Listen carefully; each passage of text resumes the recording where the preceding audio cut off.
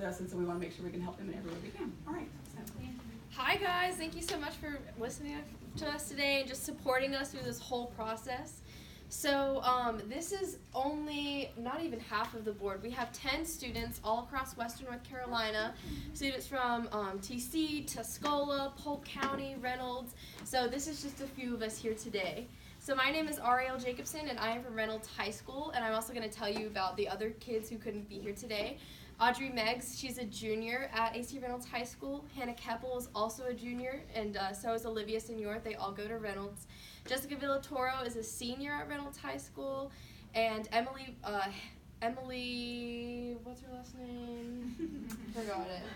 It's like Emily Grace or something, but she goes to Polk. Hogan, yeah. She goes to Polk, and she actually led the walkout at Polk, so she was really awesome. Who else am I missing? Elizabeth Leonard, she goes to Reynolds. Yeah, and so those are a few others of the students. And Hi, I'm Molly. I go to Tuscola. I'm a sophomore there. And I'm Bryn Copenhaver, and I'm a junior at TC. And I'm Grace Bettyfield, and I go to TC also. yeah. So for those of you who were here last time, I just kind of came here spur of the moment, saying, you know, like, I really want to be involved with this march, but I'm not sure how I'm going to do it. And I kind of got roped into organizing it, which was awesome. And so it was amazing because all of you came up to me saying, oh my gosh, get this girl involved, get this girl involved. Like, we want our daughters to be a part of this. And so from there on, I reached out to these amazing young women, and we formed this student board. Within 2 days after I did that, we met. We met and we organized. I think we stayed at this coffee shop at Odds over here for like 4 hours, and we just wrote and we did things together. And it was so refreshing to be part of a crew of students that they do things as well. I was so scared all the work would be on my part, you know, but they do their roles and they do their work, and it's so amazing to be a part of that. So, you know, together we have formed these 5 main points of our march because we thought it was really important to establish what we're fighting for here. So the first point that we make is that this is a nonpartisan issue. You know, at the end of the day, we can all agree that we don't want gun violence. You know, we do not want that to happen. I don't think it has to be partisan for us to want those things to happen. Do you have anything to add on to that? No? So our second point is that this is by the students and for the students. You know, we hear all the time like, oh, it's so great that the students are finally talking. We've been talking this whole time. You know, it's finally time for us to be heard. It's finally time for us to step up, and we're taking advantage of that, you know? And so, yeah. And so this is by the students for the students, and we're so glad to have all your support as well. The third is that all of the money we've raised on our GoFundMe will either, all of the excess money we're not using for our march, it will either go to the March for Our Lives organization or another one in support of preventing gun violence. The fourth is that we are going to recognize the victims of the Parkland shooting by having 17 teachers and students stand at the beginning of our march with flameless candles just to really honor the victims of this. And our last is that we are for common sense gun laws. We are calling for a limit on all magazines to 10 bullets or less, enhanced mandatory universal background checks that are built for confidence, not convenience, which will standardize across all states, including private sales, treatment of firearms like cars with licenses, regulations, mandatory insurance, and performance assessments.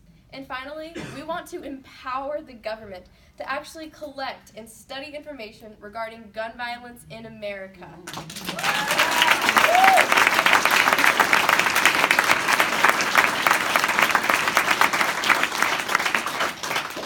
And I want to be very clear here, although we are only like 17, 16-year-olds, we are not lacking in ideas, we are not lacking in intelligence, and we are not lacking in support either.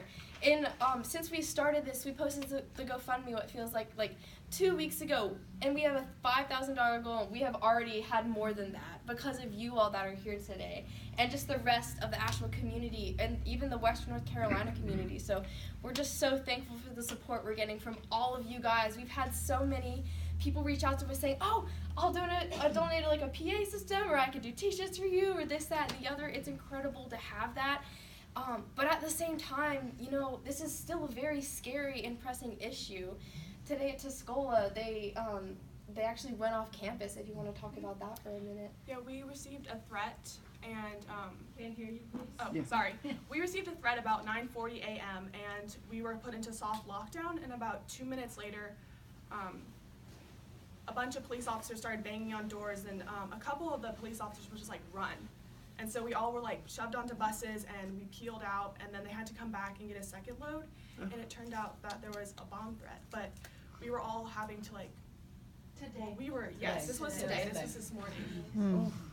And sorry, I'm a little shaken up about it, but we were like on the side of the wall, and we were told to be silent, and nobody knew it was a bomb threat. We thought there was like somebody on campus, like an active shooter or something, and we thought that we were running away from that. So at the moment, it was kind of just like we're all gonna die kind of thing. But that's why it was so.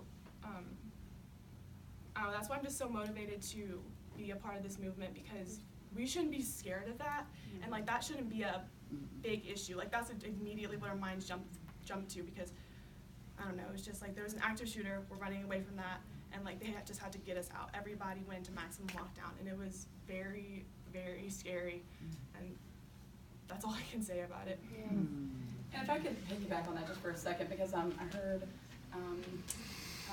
Daryl Fisher talking about, needing to make sure teachers and staff and all that are trained, to keep our kids safe and all that.